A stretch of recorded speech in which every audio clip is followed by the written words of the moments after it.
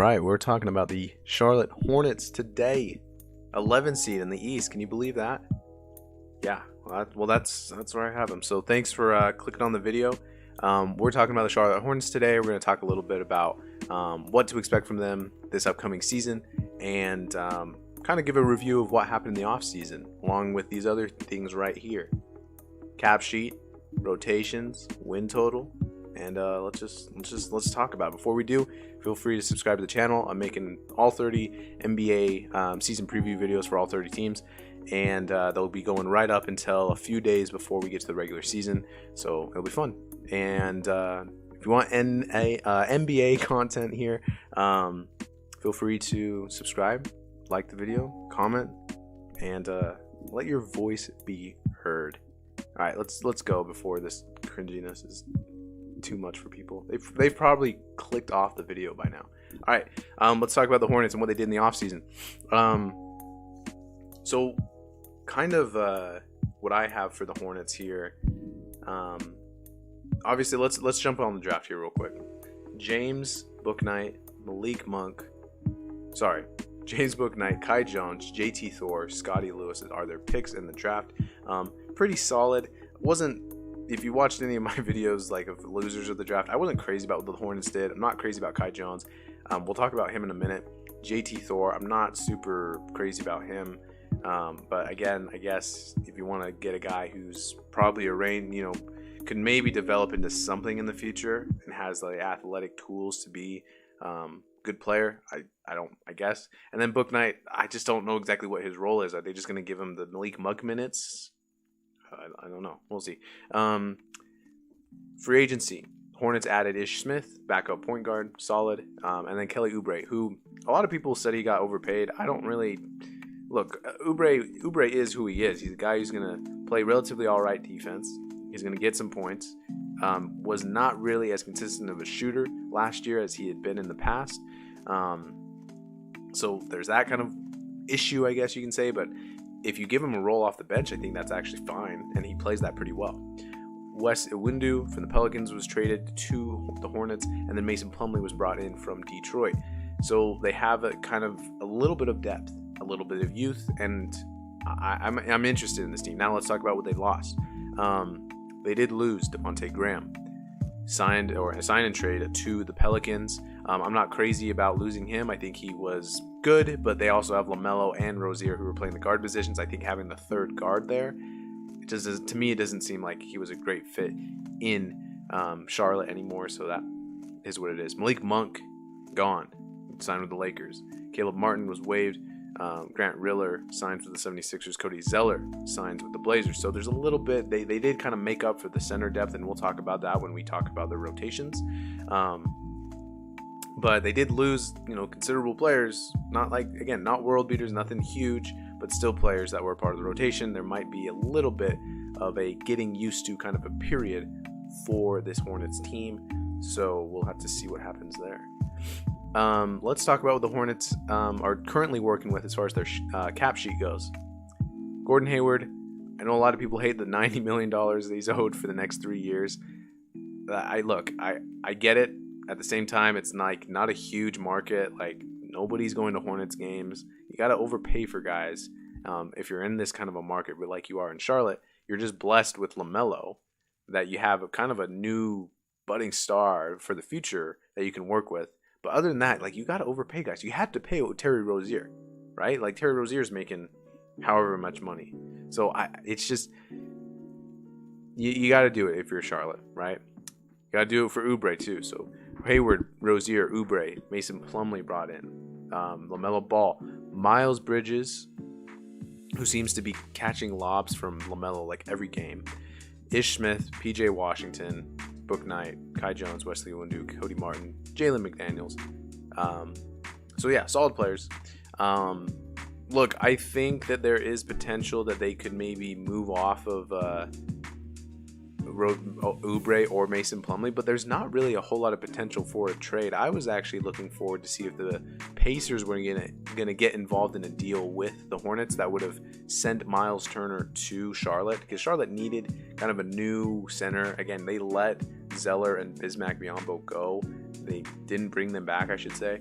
And so they obviously wanted to kind of fill that center like hole a little bit. Now the question about the center that we want to bring up here as well is PJ Washington. PJ Washington could go and play the center minutes for this team. A little bit of small ball, but he can shoot the three a little bit. Could be an interesting lineup for this team. We'll talk about that in a minute. But with this team, I don't see there being any trades that they make. Obviously, they can't really bring on anybody else. They're over the cap.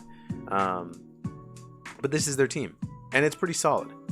And let's actually go in and look about how solid this team is. I think the biggest question for this team will be youth, just kind of the inexperience. But they have Rozier, who's been to the playoffs. They have Gordon Hayward, who's been to the playoffs, right? They have a guy in Mason Plumlee who's, been in the league for a long time. So, like, can they help mentor these young players? Even LaMelo, can they help mentor him and Bridges and Washington along to the point where it's like, okay, we're experienced and we're ready to start winning games. So, Hoops Hype has their projected starting five as the following, which is LaMelo Ball, Terry Rozier, Miles Bridges, Gordon Hayward, Mason Plumlee. That's a pretty good lineup if you ask me, right? I think that there's potential that they could start PJ Washington instead of Bridges. I think he can come off the bench. Reserves are Ishmael Smith, James Bouknight, Kelly Oubre, PJ Washington, Kai Jones. Now, Kai Jones, I mentioned him earlier. I don't like... Are they going to expect him to come in and play backup minutes for Mason Plumlee? This is where I think they can put PJ Washington as kind of a backup five, because I don't know if Kai Jones is ready to get like 20 minutes in the NBA. Just going to be honest with you. Super raw, good potential, but just raw. And I would want to get Jalen McDaniels a little bit more minutes if I were the Hornets. Reserves here, Ishmael Smith, Bouknight, Oubre, PJ Washington, Kai Jones. So you have this really good duo of Kelly Oubre and Miles Bridges that are most likely going to be coming off the bench. In my opinion, I think they will. So you have that kind of book kind of down, right? But if they really want to like have their reserve minutes be going to first-year man Kai Jones, first-year man James Bouknight, journeyman Ishmael Smith, like Ish Smith is good, and I think he's a solid backup point guard, but I think he's of the lower tier of backup point guards in the league. This is where I'm a little hesitant on Charlotte. Defense will be a question for sure. I think offensively they can be just fireworks. I think they'll be really fun to watch. Obviously LaMelo and Rozier playing fast, and they have Bridges and Oubre on the break, and Hayward can play in the half court, and all these fun pieces and players that they have to be a strong offensive team. Is it enough to make the play-in? I have them just short of the play-in. That's why I have them at 11, and we'll talk about my 10 seeds tomorrow. But the defense, the youth, the fact that are you really gonna be like a playoff team and have like 30-plus-year-old Gordon Hayward be your leading scorer?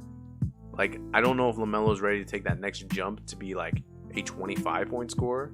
So a little limited offensively, although they'll be fun.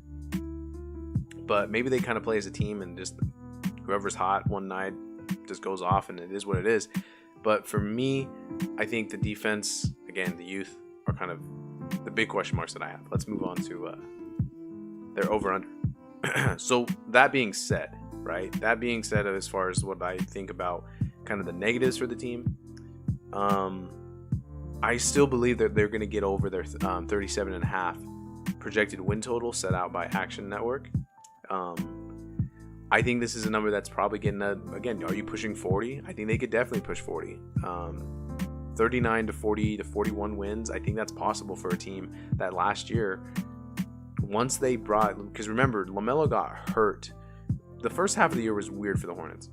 They weren't playing LaMelo, and they were starting Graham and Rozier, and it's just like, just start your best player. Just do it. He's immediately the best player on your team. Like, he may not be ready to be the best player on your team, but he is. Like, by the end of the year, he will be the best player on your team.